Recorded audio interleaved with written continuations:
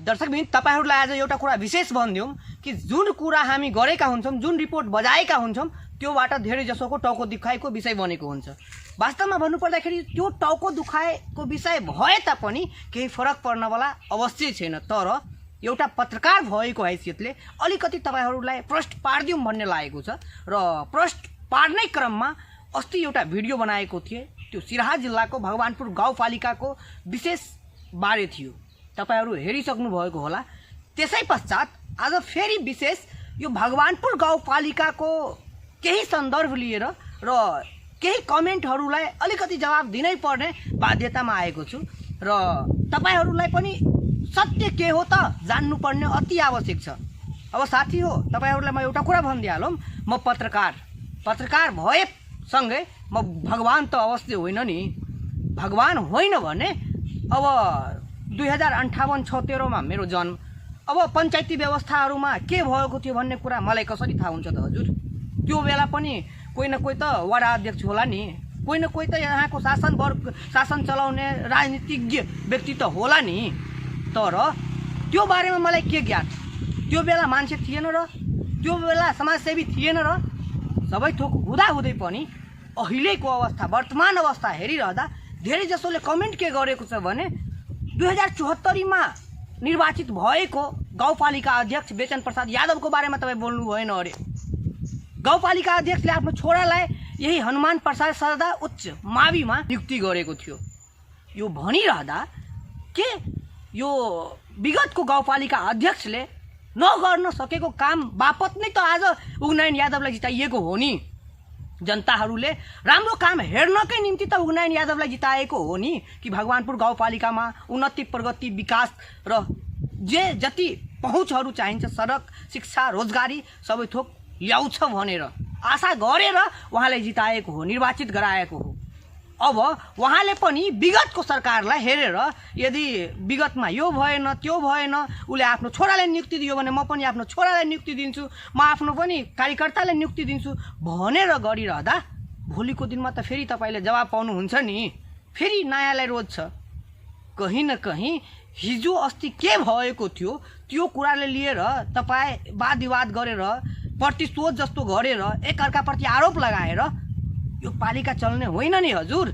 म तपाईको निर्वाचन पछि म बुझ्न थाले कि यो वास्तवमा भन्नुपर्दाखेरि योभन्दा पहिला म अध्ययनरत थिएँ विराटनगरमा र 8 वर्ष पहिला, इट्स मिन्स 5 वर्ष पहिलाको गाउँपालिका अध्यक्ष बेचन प्रसाद यादवज्यूले चलाएको गाउँपालिका र तपाईले अहिलेसम्म 3 वर्ष चलाउनु भयो। अब 8 वर्ष पहिलाको कुरा मसँग सोध्नुहुन्छ भने यार मलाई यो बारेमा जानकारी छैन भने कसरी के बोल्दिनु हो साथी?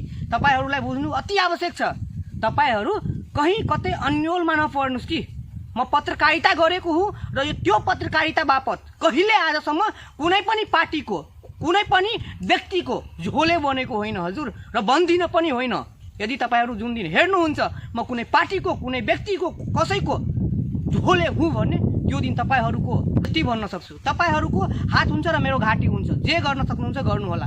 गलतको सिलसिलामा तपाईहरु नजानुस् न हजुर। म आज गलत हेर्दैछु भने आज त गर्छु नि। यदि तपाईलाई लाग्दैछ कि कुनै बेचन यादवको या अर्को कसैको झोले हो भने, कसैले पैसा दिएर या केही दिएर बोलाइरहेको छ भने तपाई भन्नु न बेचन प्रसाद यादवले कुन गलत गरेको छ? प्रमाण दिनुस् न, म बोल्छु नि हजुर। बोलिन भन्ने तपाई भन्नु होला। त्यो भन्दा बढी के भनौं भन्नु त हजुर? म भगवान त होइन नि हजुर। तपाईहरुले यति कुरा बुझ्नु पर्यो। र धेरै जसो व्यक्तिहरुले, साथीहरुले मेरो क्वालिटीहरुको कुरा पनि गरेको छ। अब क्वालिटी मेबी म भनिरहँदा, बोलिरहँदा म आफ्नो क्वालिटी त यही बोलीमै छ, त्यो शब्दमै छ। अब त्यो शब्दले साच्चीकै क्वालिटी प्रदर्शन गरेको छ कि छैन भन्ने कुरा म कसरी भनौं हजुर? सो केही हेटर्सहरुको लागि यो नयाँ वर्ष आइरहेको छ, उहाँलाई विशेष शुभकामना दिँदै र साक्षी त शुभकामनाको पात्र नै हुनुहुन्छ। तपाईहरुलाई सधैँ शुभकामना छ। सधैँको सधैँ ह्याप्पीली दिन बितोस् भन्ने कामना सधैँ हुन्छ।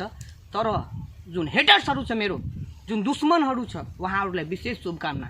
किनभने तपाईहरु आफ्नो ऊर्जामा अलिकति एनर्जी ल्याउनुस् हजुर, तब न लड्न सक्नुहुन्छ। अलिकति बल, बुद्धि, विद्या सबैलाई ब्यालेन्स गर्नुस्, त्यसपछि न लड्न सक्नुहुन्छ हजुर। तपाईहरु सर्टिफिकेटको कुरा गर्नुहुन्छ, धेरै कुरा गर्नुहुन्छ। हेर्नु होला कुनै दिन जुन दिन कमेन्ट गरेको व्यक्ति छ नि त्योभन्दा यदि कम मार्क आएको होला कुनै सब्जेक्टमा भने या तपाईँभन्दा कम क्वालिटी होला भने तपाईँहरूभन्दा नराम्रो लेखाइ होला भन्ने म गर्छु त्यो कुरा।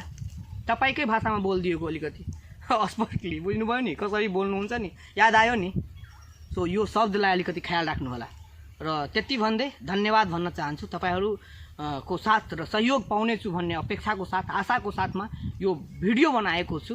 भगवानपुर गाउँपालिकामा अलिकति सान्दर्भिक कुरा गरिरहँदा धेरैको टाउको दुखाइको विषय बन्ने नै छु र देशमै अब चर्चाकै विषयमा धेरै कुराहरू धेरै गुनासोहरू आउँछ, राम्रो काम गरे बापत आउँछ, त्यो म बुझ्छु। अब तपाईँहरू कसरी लिनुहुन्छ त्यसलाई त्यो तपाईँहरूको कुरा हो। हस्, अहिलेको लागि छुटौँ। धन्यवाद। अझै केही भन्न चाहिन्न।